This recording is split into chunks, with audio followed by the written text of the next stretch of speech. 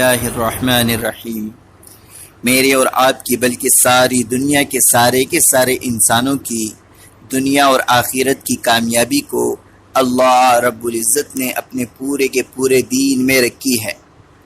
دین آئے گا مصطفیٰ صلی اللہ علیہ وسلم والی محنت سے۔ اس محنت کے سلسلے میں بقیہ نماز کے بعد بات ہوگی، آپ سب تشریف رکھیں، انشاءاللہ بہت فائدہ ہوگا۔ میرے محترم بھائیوں، بزرگوں اور دوستوں، میری اور آپ کی بلکہ ساری دنیا کے انسانوں کی کامیابی اللہ رب العزت نے دین میں رکھی ہے۔ دین کی بنیاد ہے لا الہ الا اللہ محمد الرسول اللہ۔ اس کلمے کا معنی یہ ہے کہ اللہ کے سوا کوئی عبادت کے لائق نہیں اور حضرت محمد صلی اللہ علیہ وسلم اللہ کے رسول ہیں۔ اس کلمے کا مقصد اللہ سے سب کچھ ہونے کا یقین ہمارے دلوں کے اندر آ جائے اور مخلوق سے کچھ نہ ہونے کا یقین ہمارے دلوں میں آ جائے۔ نبی علیہ الصلوۃ والسلام کے مبارک طریقوں پر چل کر کامیابی کا یقین اور غیر کے طریقوں پر چل کر ناکامی کا یقین ہمارے دلوں میں اندر آ جائے۔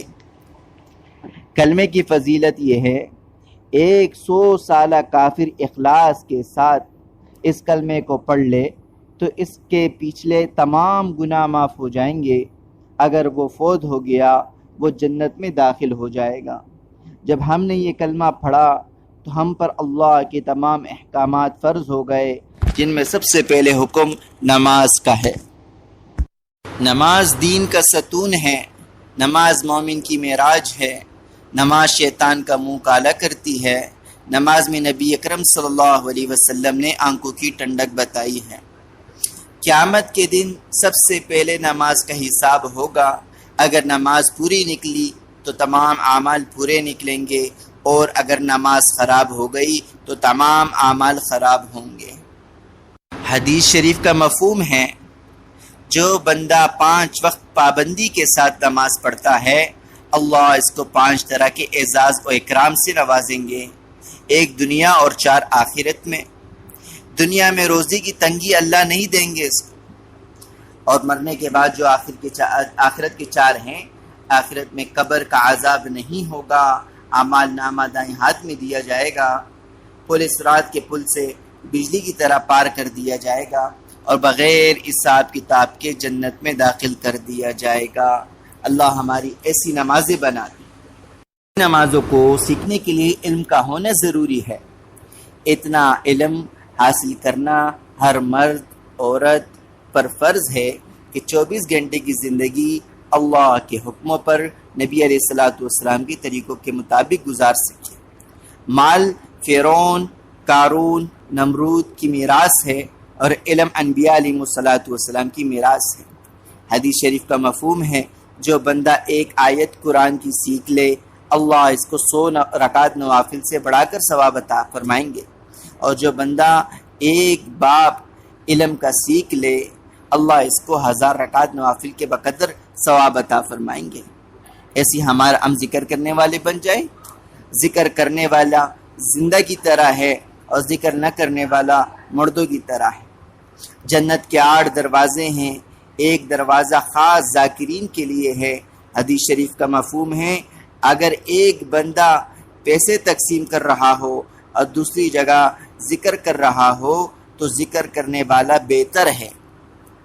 ایک بندہ پیسے تقسیم کر رہا ہے اور دوسرا بندہ اللہ کی ذکر میں مشغول ہے، تو جو بندہ اللہ کی ذکر میں مشغول ہے وہی سب سے زیادہ بہتر ہے۔ اکرام مسلم کا مقصد ہے ہم اپنے حقوق کے ساتھ ساتھ دوسرے مسلمانوں کے حقوق بھی ادا کریں۔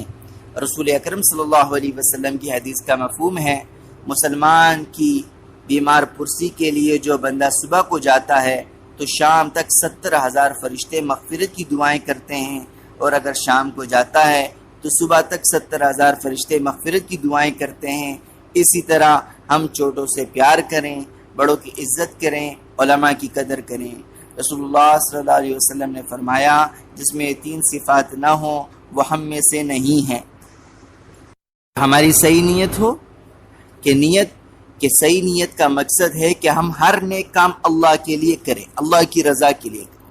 حدیث شریف کا مفہوم ہے اخلاص والے ہدایت کی چراغ ہیں، اس کی وجہ سے اللہ رب العزت بڑے بڑے فتنوں کو دور کرتے ہیں۔ ایک حدیث کا مفہوم ہے بنی اسرائیل میں کھیت آ گیا اور کھانے کو کچھ نہ ملتا، ایک بندہ ریت کے ٹیلے کے قریب سے گزر رہا تھا، اس نے دل ہی دل میں کہا اگر یہ آٹا ہوتا تو میں سب لوگوں میں تقسیم کر دیتا۔ وقت کے نبی پر اللہ کی طرف سے وحی آئی، اس بندے کو بتا دو کہ ہم نے تیرے نام اعمال میں اتنے ہی آٹے کا صدقہ کرنے کا ثواب لکھ دیا ہے۔ دل میں کہا اللہ نے اس کا فیصلہ کر دیا۔ تو تبلیغ کا مقصد ہم خود بھی نیک کام کریں اور دوسروں کو بھی نیکی کی دعوت دیں، خود بھی برا نہ کریں، دوسروں کو بھی برائی سے منع کریں۔ اس کام کے لیے اللہ کی طرف سے نبی آتے تھے۔ ہمارا یقین ہے ہمارے نبی حضرت محمد صلی اللہ علیہ وسلم اللہ کے آخری نبی ہیں، آپ کے بعد کوئی نبی نہیں آنے والا۔ یہ وہ نبوت کا کام اللہ رب العزت نے آپ صلی اللہ علیہ وسلم کی امت کی ذمہ داری لگا دی۔ اس وجہ سے اللہ رب العزت نے قرآن پاک میں اس امت کی تعریف فرمائی ہے کہ تم بہترین امت ہو کیونکہ تم لوگوں کو بھلائی کی طرف بلاتے ہو اور برائی سے نیکی کا حکم دیتے ہو اور برائی سے منع کرتے ہو۔ اب میرے بھائی، قرآن کی اس آیت سے معلوم ہوتا ہے کہ تبلیغ کا کام صرف ثواب نہیں بلکہ ہماری ذمہ داری بھی ہے۔ اس کو سیکھنا بھی ہے اور آگے ساری دنیا تک پہنچانا بھی ہے انشاءاللہ۔ اس کو سیکھنے کے لیے بزرگوں نے ایک ترتیب بنائی ہے کہ 4 ماہ لگا کر اس کو سیکھ کر پھر زندگی بھر دوسروں کو سکھائیں۔ اس راستے کی فضیلت ہے میرے دوستو۔ اس راستے کا گرد و غبار جس کو لگے اس پر جہنم کی آگ تو درکنار، دھواں بھی حرام ہے۔ اس راستے میں ہر قدم پر 7 لاکھ نیکیاں، چنانچہ ہر نماز 49 کروڑ، سبحان اللہ 49 کروڑ، اور ہر نفل کو 49 کروڑ کا ثواب ملے گا۔ اس راستے میں خود پر 1 روپے خرچ کرنا 7 لاکھ روپے خرچ کرنے کا برابر ثواب ہے، اور دوسرے ساتھی پر خرچ کرنا اجر عظیم ہے۔ حدیث کا مفہوم ہے اللہ کے راستے میں ایک بالش ہجرت کرنے سے جنت واجب ہو جاتی ہے۔